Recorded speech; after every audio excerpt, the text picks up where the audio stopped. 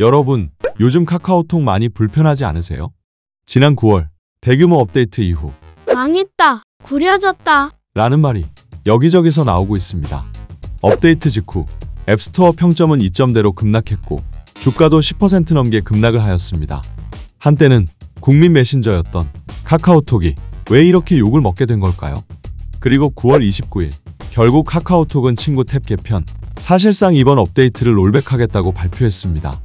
오늘은 카카오톡이 진짜 실패 중인 건지 아니면 불가피한 진화의 과정에 있는 건지, 그리고 역사 속에서 변화를 통해 성공한 기업과 망한 기업은 어떻게 달랐는지 살펴보겠습니다. 2010년대 초반 스마트폰 보급과 함께 무료 메시지 앱이 필요했을 때 카카오톡은 가볍고 빠르고 무료였다는 단순한 장점으로 폭발적으로 퍼졌습니다.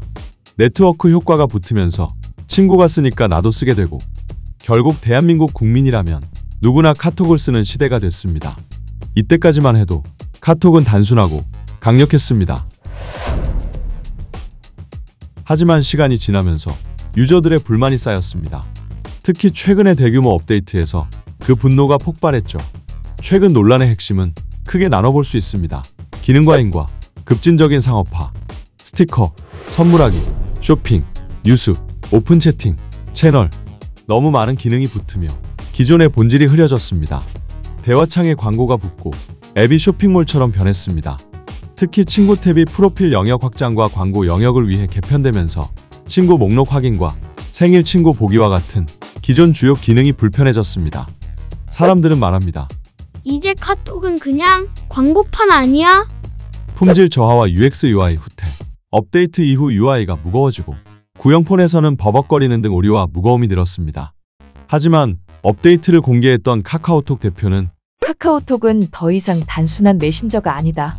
친구 탭은 이용자가 자신을 드러내는 공간으로 진화할 것이다. 라며 변화의 정당성을 부여했습니다. 하지만 소비자들은 말합니다.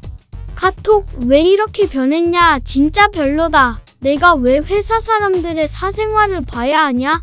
라는 반응들이 대부분이죠.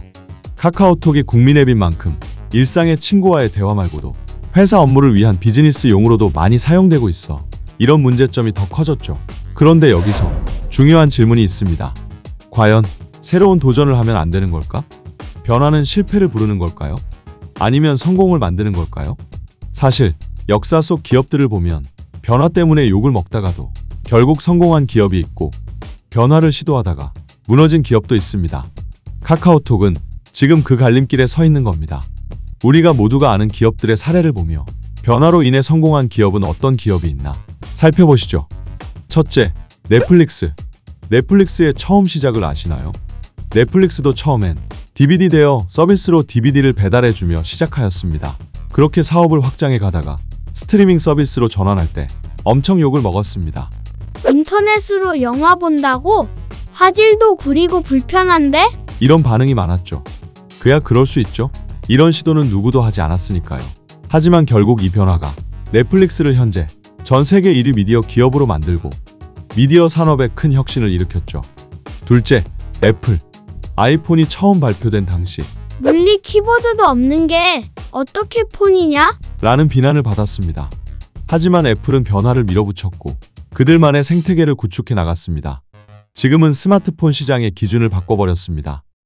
셋째, 아마존. 아마존은 원래 책 파는 온라인 서점이었죠. 처음 아마존이 클라우드 컴퓨팅 서비스에 진출했을 때 아마존이 서버를 왜 팔아? 라는 반응이 많았습니다. 지금 생각해보면 교보문고가 갑자기 IT 사업을 하겠다는 것으로 볼 수 있죠. 하지만 지금 클라우드 컴퓨팅 서비스 AWS는 아마존 전체 수익을 지탱하는 핵심 사업이 됐습니다. 이 세 기업의 공통점은 초반에 욕을 먹었지만 본질적으로는 미래의 사용자 경험을 개선하는 방향으로 변화를 했다는 겁니다. 반대로 변화가 실패로 이어진 기업도 있습니다. 첫째, 유코크.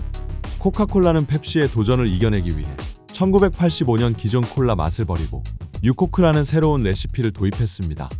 하지만 소비자들의 반발이 거세져 결국 불과 몇 달 만에 철회하고 브랜드 신뢰에도 큰 타격을 입었습니다. 둘째, 구글 글래스.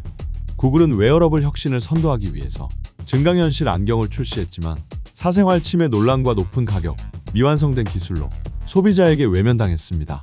결국 대중시장에서는 실패하고 현재는 기업용 니치 시장만 겨우 남겼습니다. 셋째, 세가 하드웨어 사업. 세가는 닌텐도와 소니에 맞서 여러 차례 콘솔, 세턴, 드림캐스트와 같은 제품을 혁신적으로 출시했지만 과도한 신기술 집착과 마케팅 실패로 연속 적자를 냈습니다. 결국 2001년 하드웨어 사업에서 완전히 철수하고 게임 소프트웨어 회사로 전환할 수밖에 없었습니다. 이들의 공통점은 변화를 시도했으나 소비자와 시장의 요구를 제대로 읽지 못하고 방향성을 잘못 잡았다는 데 있습니다. 그럼 카카오톡은 지금 어디에 있을까요? 이 시각은 두 종류로 분류할 수 있습니다. 먼저 실패 중이라는 시각. 카카오톡은 핵심 가치였던 단순함을 잃고 광고와 상업화로 본질을 해쳤다. 젊은 세대는 이미 디스코드, 인스타 DM 등 다른 대체제를 쓰기 시작했다. 라는 반응이 있습니다. 진화 중이라는 시각. 카카오톡은 메신저만으로는 성장 한계가 있으니 금융 쇼핑 콘텐츠까지 붙여 슈퍼앱으로 가는 건 불가피한 수순이다. 중국의 위챗처럼 국민 메신저에서 국민 플랫폼으로 진화하는 하나의 아픈 과정일 뿐이다. 라는 각각의 시각이 다릅니다. 둘 다 일리가 있습니다. 즉, 카카오톡은 실패와 진화의 경계에 서 있는 겁니다. 카카오톡이 어느 길을 가느냐는 결국 사용자의 경험에 달려 있습니다. 역사 속 성공한 기업과 망한 기업의 차이는 결국 하나였습니다. 변화를 하더라도 고객이 받아들일 수 있고 원하는 방향으로 했는가? 카카오톡이 구글 글래스가 아닌 애플이 되기 위해서는 세 가지를 회복해야 합니다. 첫째, 본질 회복. 메신저라는 기본 기능을 단순하고 빠르게 되돌려야 합니다. 둘째, UX 개선. 광고보다 기존의 카카오톡의 장점이던 사용자 기준의 편의성이 먼저가 되어야 합니다. 셋째, 미래 대비. 젊은 세대의 소통 방식을 관찰하고 그들의 입장에서 대응해야 합니다. 카카오톡은 지금 변화의 길 위에 서 있습니다. 망해가는 걸까요? 아니면 진화하는 걸까요? 결국 답은 우리의 손안에 있습니다. 여러분은 어떻게 보시나요? 카카오톡은 실패 중일까요? 아니면 진화 중일까요? 여러분의 의견을 들려주세요. 오늘 영상이 여러분의 비즈니스와 삶의 새로운 질문을 던지는 계기가 되기를 바랍니다. 영상이 도움이 되셨다면 구독과 좋아요 부탁드립니다. 지금까지 머니폭스였습니다. 감사합니다.